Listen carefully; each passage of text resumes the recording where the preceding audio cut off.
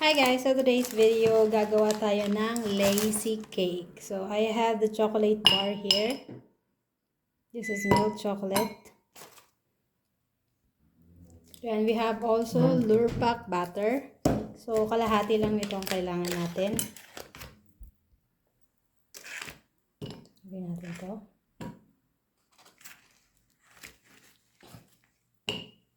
Yan. Then lalagay natin to sa microwave. Then I have some Pachi chocolates. Add din natin to guys. We're gonna put in microwave. Yes. Put it in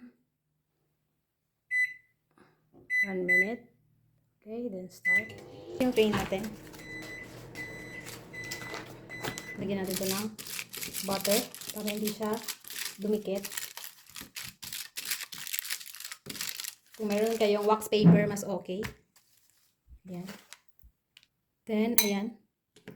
Kailangan lang natin siyang haluin para mas matunaw. Hindi natunaw yung ibang chocolate. Haluin lang natin siya guys sa butter para matunaw.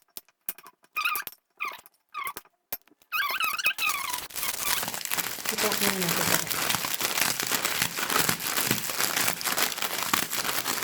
Dapat hindi ito masyado crack.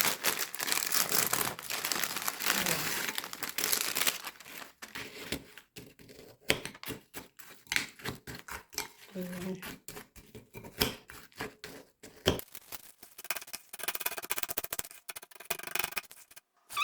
Then,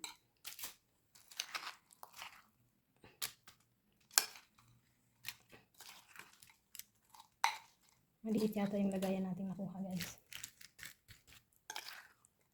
Ayan. Kailangan natin pagkasyahin.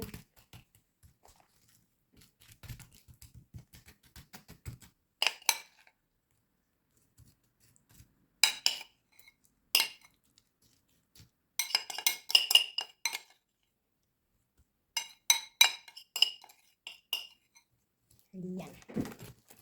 So,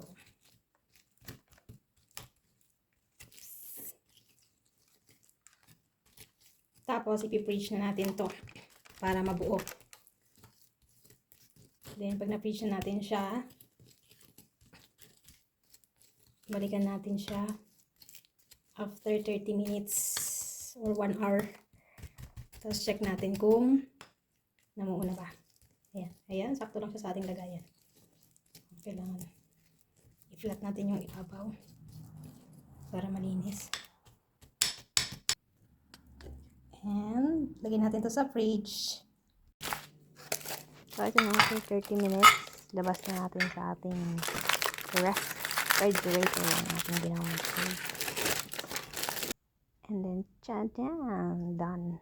So, ayan nga guys. As you can see, hindi siya sobrang lambot. Crispy siya. Kaya pag hiniwa mo siya, hindi siya parang cake. Nagiging chocolate bar na siya guys. Pero yung lasa niya, sobrang sarap. Siguro next time, lalagyan natin ng mas maraming butter para mas maganda yung texture. Pag hiniwan natin talagang cake siya. So, yun naman guys. Thank you for watching.